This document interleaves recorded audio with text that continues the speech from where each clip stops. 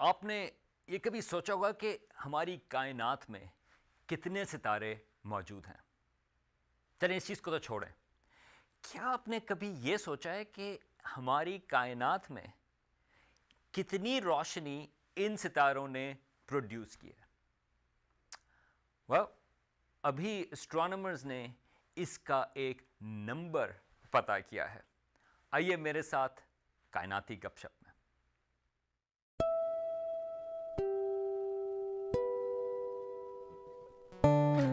ہماری کائنات تقریباً 13.8 ارب سال پرانی ہے۔ اس کے مقابلے میں ہمارا جو اپنا سورج ہے وہ صرف 4.5 ارب سال پرانا ہے، اور یہ صرف ایک ستارہ ہے۔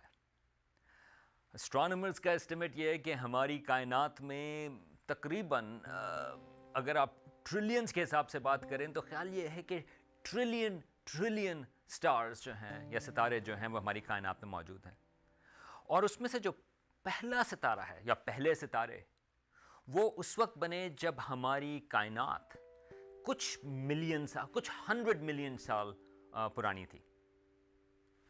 اب اگر آپ نے کبھی اس سلسلے میں سوچا ہو کہ کیا ہم اس کا ایسٹیمیٹ کر سکتے ہیں کہ تمام ستارے، تمام ہسٹری ہمارے یونیورس کی، اس میں سے کتنی لائٹ انہوں نے پروڈیوس کی، کتنی روشنی اس میں پروڈیوس کی؟ اسٹرانومرز کا ایک جواب اب موجود ہے۔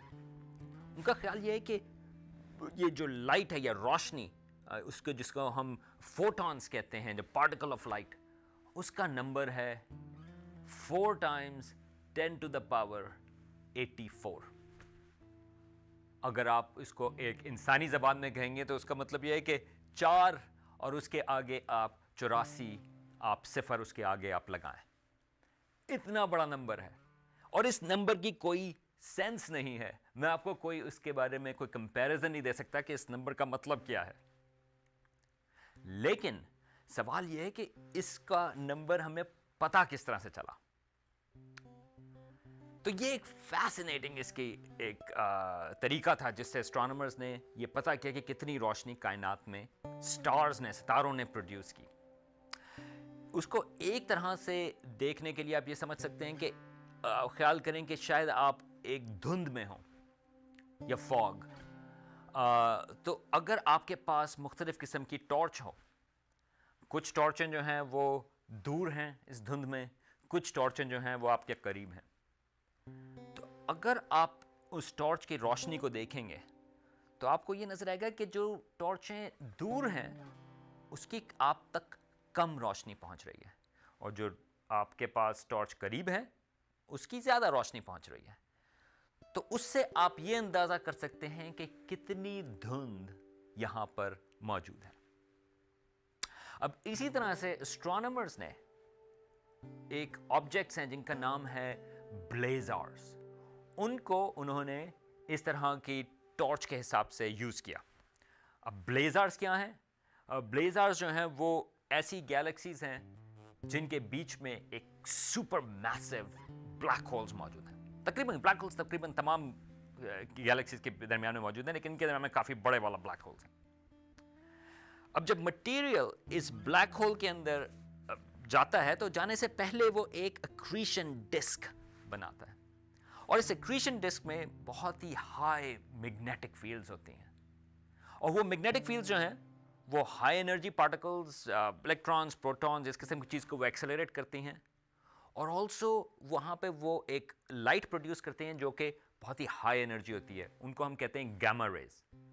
اب گیما ریز یہ ایک سائنس فکشنی سی چیز لگتی ہے، لیکن یہ صرف ایک فارم آف لائٹ ہے، مگر وہ ایک ہائی انرجی ہے۔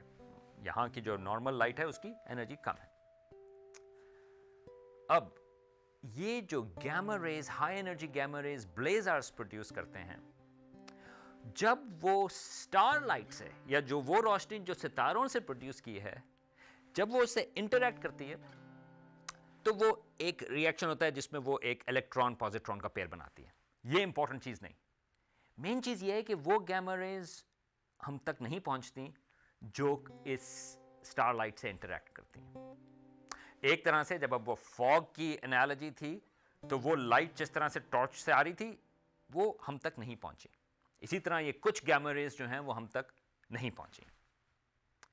اب جو بلیزارز ہم سے دور ہیں ان کی گیما ریز ہم تک کم پہنچیں, جو بلیزارز ہم سے قریب ہیں ان کی روشنی ہم تک زیادہ پہنچی.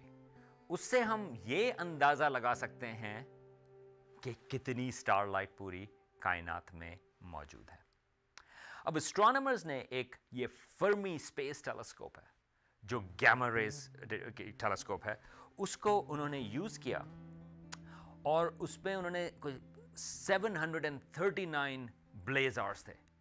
جو سب سے قریبی بلیزار اس میں وہ تقریباً ہم سے 200 ملین لائٹ ایئرس کے فاصلے پر, اور جو سب سے دور بلیزار تھا وہ تقریباً 11.6 بلین لائٹ ایئرس کے فاصلے پر. مطلب یہ کہ یہ جو سب سے دور والا ہے اس کی روشنی اس وقت شروع ہوئی جب ہماری کائنات صرف تقریباً 2.2 ارب سال پرانی تھی. اور یہ جو ان بلیزارز کے حساب سے اسٹرانومرز نے یہ کیلکولیٹ کیا کہ تمام ستاروں کی روشنی جو ہے اس کا نمبر جو ہے وہ جو فوٹونز ہیں وہ 4 × 10⁻84 فوٹونز ہیں.